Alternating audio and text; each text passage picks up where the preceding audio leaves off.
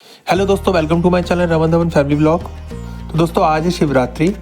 आप सभी को धवन फैमिली की ओर से शिवरात्रि की हार्दिक शुभकामनाएं। तो बिना देरी किए आज के ब्लॉग को स्टार्ट करते हैं। पत्नी जी और मैं मंदिर के लिए पूजा की थाली तैयार कर रहे हैं। थाली तैयार करने के बाद हम चले मंदिर की ओर। घर से बाहर निकलते ही थोड़ी दूरी पर हमें मिला फूलमाला वाला। फिर यहीं से हमने ले लिया बेलपत्र, फूलमाला और भांग धतूरा। दोस्तों आप सबको पता ही है शिव को बेलपत्र कितना प्रिय है। फिर हम पहुंचे मंदिर में एंट्रेंस करने के बाद हमने देखी काफ़ी श्रद्धालु की भीड़ आई हुई थी।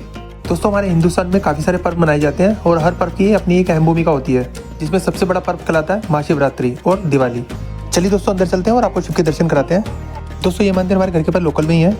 दोस्तों जिन्होंने मेरे पुराने ब्लॉग देखे हैं अक्सर हमें इस मंदिर में ही सेवा करते हुए दिखाई देते हैं। वीडियो को एंड तक जरूर देखना, स्वाइप मत कीजिएगा।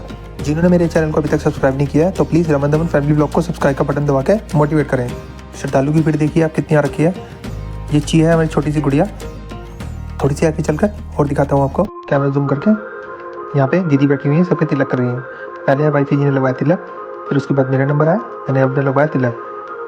दोस्तों वीडियो में हर हर महादेव लिखना ना भूलें। अभी आगे चलकर मैं आपको शिव जी के दर्शन कराता हूँ।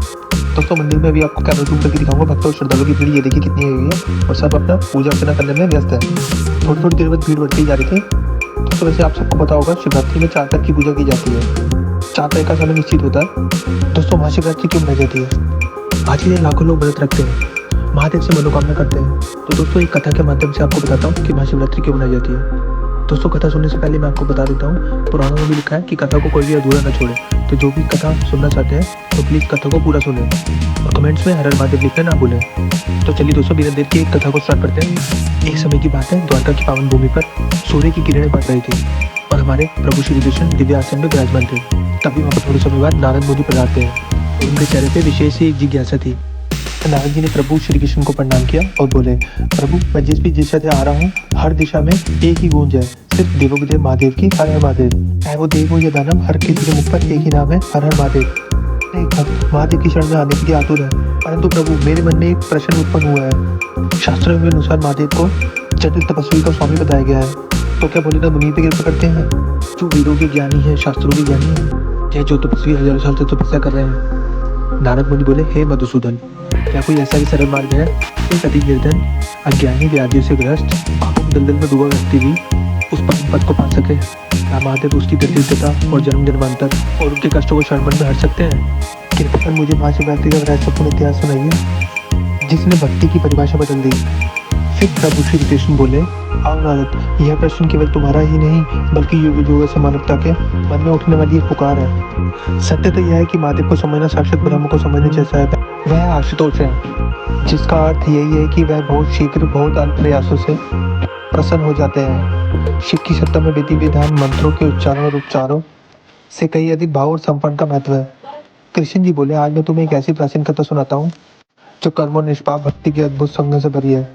यह कथा किसी राजा या ऋषि की नहीं है, बल्कि एक ऐसे व्यक्ति की है जिसे समाज ने अछूत और पापी माना था। यह कथा अति निर्धन शिकारी लब्धुक की है। ध्यान से सुनो देव ऋषि, क्योंकि इस कथा के घने अंधेरे और संघर्षपूर्ण अंत में एक ऐसा सत्य छिपा है जो न केवल किसी का जीवन बदल सकता है बल्कि आत्मा को परमात्मा से मिलाने का सबसे सरल द्वार भी खोल सकता है।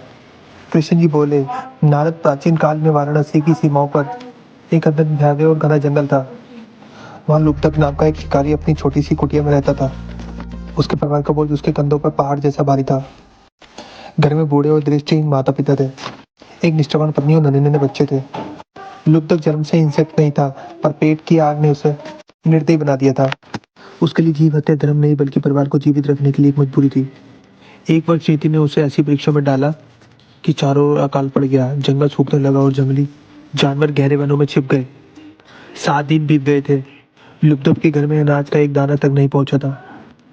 उसके बच्चे भूख से बेदम होकर फर्श पर पड़े थे और माँ बाप की कांपती आवाजों से उसे भीतर तक झकझोर रही थी। लाचार होकर उसने गांव के एक लालची और पाषाण हृदय साहूकार से कुछ स्वर्ण मुद्रा उधार ली।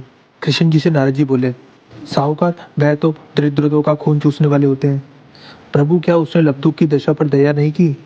कृष्ण जी बोले, नहीं नारद, दया तो उसके शब्दकोश में ही नहीं थी। जब लुब्धक कर्ज नहीं लौटा पाया तो उस क्रूर साहूकार ने महाशिवरात्रि के ही पावन दिन पर उसे बंदी बना लिया। उसे घसीटते हुए ले जाया गया और एक अंधेरी सीलन भरी कोठरी में डाल दिया गया। पर देखो महादेव की लीला, वो कोठरी साहूकार के भव्य शिवालय की पिछली दीवार से सटी हुई थी। पूरे दिन उस शिवालय में भक्तों का तांता लगा रहा। विद्वान पंडितों के कंठ से शिव पुराण की कथाएं गूंज रही थी। ओम नमः शिवाय के मंत्रों से वायुमंडल गूंज रहा था। लुब्धक भूख प्यास से उस काल कोठरी की मिट्टी पर तड़प रहा था।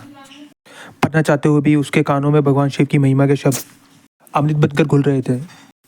उसे पता ही नहीं चला कि महादेव की कथा सुनते सुनते वो अनजाने श्रवण भक्ति का फल प्राप्त कर रहा है और उसका हृदय धीरे धीरे निर्मल हो रहा है। नारद जी बोले, अद्भुत प्रभु, अनजाने में ही सही पर उसने शिव के नाम का आश्रय तो लिया। प्रभु, फिर उस साहूकार ने उसके साथ क्या किया?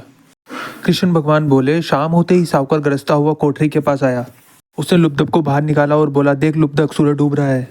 अगर तूने आज रात के भीतर मेरा हिसाब नहीं किया तो कल सुबह होने से पहले मैं तेरे परिवार को गांव की शहरत से बाहर फेंकवा दूंगा। वह भूख से तड़प कर मर जाएंगे, जंगली जानवर उन्हें खा जाएंगे। मुझे कोई फर्क नहीं पड़ता, जा, ये तेरा आखिरी मौका है। लुब्धक बोला, सेठ जी, मेरे पे अत्याचार कीजिए, मुझे पत्थर मार लीजिए, बट मेरे परिवार पे अत्याचार मत कीजिए। मेरे बीवी और बच्चों को ना सताइए। मैं आज रात अपनी जान पर खेलकर कोई ना कोई शिकार लाऊंगा। उस ईश्वर महादेव की कसम खाकर कहता हूँ, जिनकी गूंजा चारों ओर है, कल सुबह आपका हिसाब चुकता कर दूंगा। कृष्ण जी बोले, नारद। लुब्धक वहां से पागलों की तरह भागा। उसके हाथ कांप रहे थे, पेट में भूख की लहरें उठ रही थी, पर मन में केवल एक ही लक्ष्य था, शिकार। वो घने जंगल के बीचों बीच एक जलाशय के तट पर जा पहुंचा। वो जानता था कि रात के सन्नाटे में प्यासे जानवर अपनी प्यास बुझाने यहाँ जरूर आएंगे। सुरक्षा और शिकार के सही अवसर के लिए वो एक विशाल पेड़ पर चढ़ गया। वो बिल्व यानी बेल का पेड़ था।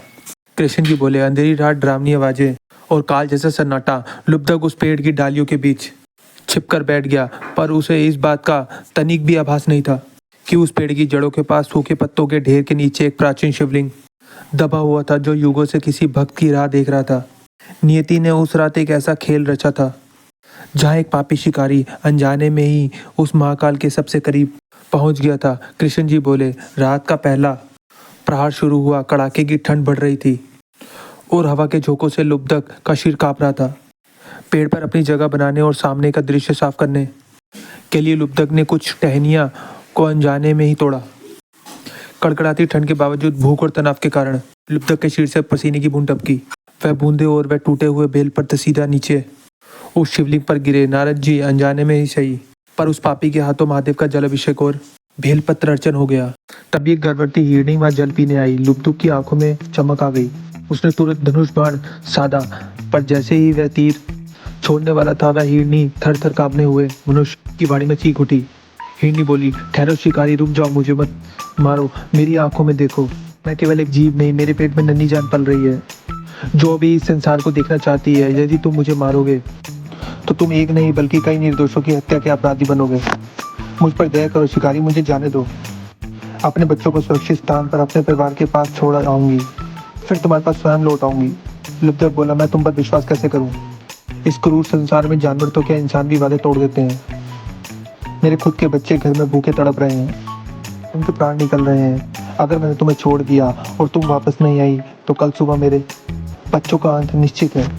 मैं रिस्क नहीं ले सकता। हिरनी बोली, शिकारी, एक माँ कभी अपने बच्चों की कसम खाकर झूठ नहीं बोलेगी। सत्य की शपथ लेती हूँ, मैं वापस आऊंगी। विश्वास करो, असत्य का पाप मेरी कोख में पल रहे बच्चे को भी लगेगा, और ऐसा मैं कभी नहीं चाहूंगी। कृष्ण जी बोले, महादेव की गुप्त कृपा से उस पत्थर हृदय शिकारी का मन अचानक मोम की तरफ निकल गया। कांपते हाथों से बाण उतार दिया। बाण उतारते वक्त फिर से कुछ बेलपत्र शिवलिंग पर गिरे। इस तरह प्रथम पैर की पूजा अनजाने में सफल हुई। दोस्तों, कथा को पूरा सुनिएगा, अगली वीडियो में हम इस कथा को पूरा करेंगे। दोस्तों, महाशिवरात्रि में 4 पैर की पूजा की जाती है। एक कथा के अनुसार मैंने आपको बताया कि शिकारी की पहले पैर की पूजा अनजाने में हो गई थी। कथा सुनने के लिए मैं जल्द ही दूसरी वीडियो डालूंगा। दूसरी वीडियो में आप पूरी कथा को सुन सकते हैं। दोस्तों, एक ब्लॉग बनाने में काफी समय लगता है, तो कृपया लाइक करके हमें मोटिवेट जरूर करें। कमेंट्स में हर हर महादेव लिखना ना भूलें। अपने दोस्तों के साथ वीडियो को साझा करना ना भूलें।